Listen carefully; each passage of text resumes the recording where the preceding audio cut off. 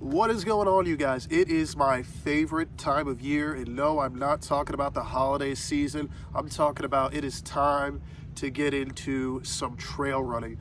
All my road running races are done for the year, except for maybe a couple little ones I might do for fun around Christmas, and all of my triathlons are done. It is time to hit the trails. But before we hit the trails, I'm going to go over a couple of the safety rules that I follow personally and that I believe you guys should follow as well before you get out on the trails to make sure you have a fun, safe, and enjoyable trail running experience.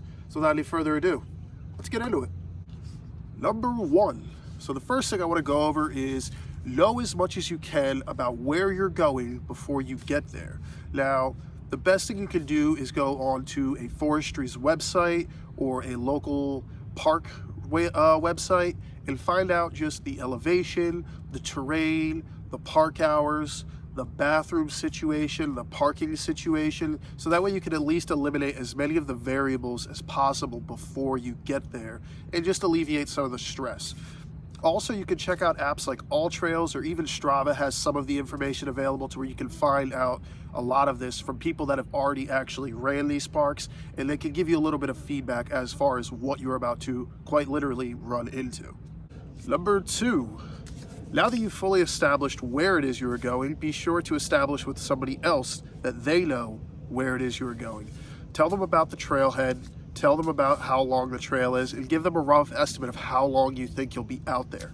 Now, heaven forbid your phone dies, or you fall and you break your phone, or something were to happen where you can't get communication back out, they at least know where you are, maybe have a way to contact you, or could even come out there and find you themselves, or contact emergency services like the park rangers, the forest station, whatever it may be, to be able to come help you out. Number three, now that you've basically established everything you need before hitting the trails, you need to make sure you have the right gear for the trails. And this is not it. This is my racing shoe. I would never tell anyone to wear something like this on the trails, simply because the bottom is not grippy. It will not hold up well in mud, wet leaves, water, slippery rocks, anything like that. The body of it is porous as a sponge and very light polyester. The second you stepped into water or mud, it's soaking right in, and your foot is going to feel and smell and look awful.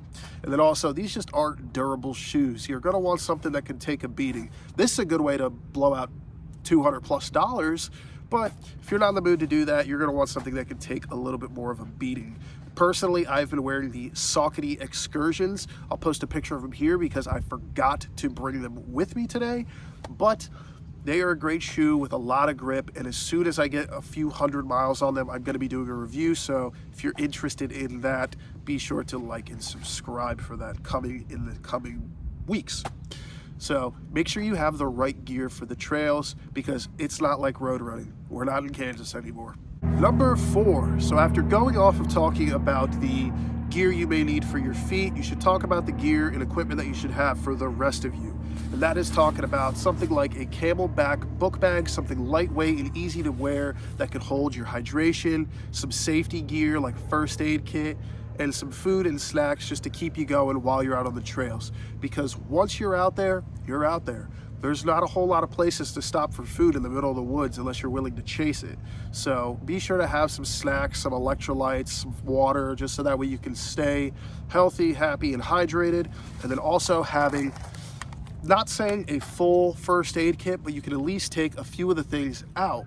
That way you can cover the bare minimum of scrapes, bruises, blisters, stuff like that while you're out there until you get back to the car and have a full first aid kit available. Number five. Now, obviously, if you're going trail running, you're going to be in the woods, correct? Good, I thought you'd agree. A lot of times, especially in America, in the winter and the fall, the woods are also a prime location for hunting. People go out shooting for deer, turkeys, whatever the heck you can think of, they're going to shoot for it. Now, you on your 6-mile trail run do not want to be mistaken for somebody's 6-point hood ornament. So make sure you have something that is visible. It doesn't have to be a high-vis vest. It could be just a shirt that's pretty easily seeable. Don't be like me normally and wear all black and maybe some little bit of reflective material on your shorts. Make sure you are seen, because that is the safest thing you can do, especially when there's people who have been out there since 3 in the morning shooting guns. So be safe, be seen.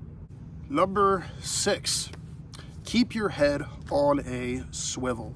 Now, normally I don't run with headphones pretty much at all, whether I'm road running or trail running, simply because I like to be alert and be aware of my surroundings at all times. Now, in the woods, that is no different. Yes, you are not going to be dealing with traffic per se, but you will be dealing with things like branches, logs, rocks, roots, uneven terrain, holes. There's all sorts of uneasy terrain out in the woods, so you really need to keep your head on a swivel to make sure you don't fall, trip, run into something. Also, if you're on a trail that has little trail markings all over the place, you want to keep your eyes open for those, so that way you don't end up down the wrong trail and end up getting lost. So keeping your head on a swivel and being sure you are aware of everything going on around you is extremely important. And finally, number 7. Bring a friend, or just don't go alone in general. Find a group of people that also like to go trail running. They're all over the internet. I've found several on Facebook just in my area. I'm sure there'll be something you can find near you. Or just bring a friend who maybe wants to get into running but understand, you may have to work with them on their pace, but that goes for just about anybody. But it is good to have that, because you can easily park one vehicle at one end of the trailhead and park another at another end of the trailhead. That way you don't have to run out and back, saving you guys a lot of time, saving a lot of energy, and just making it all around convenience.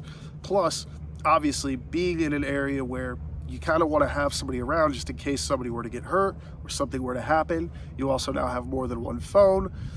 It's easier to, kind of have those lines of communications and safety available because there are more people. All right, you guys, well, that is all I have for you today about trail running safety. If you guys learned anything and can take something away from this video, I'd really appreciate it if you guys could drop a like and consider subscribing. I'd love to have you guys around for all of my future trail running videos, as well as my road running videos that will pick up in the end of winter, beginning of spring, when I get ready for the Love Run in Philadelphia. But until then, it's going to be trails and lifting until then. But hope you guys have a good rest of your day and a good experience out on the trails. But until then, I will see yous in the next one. See you guys.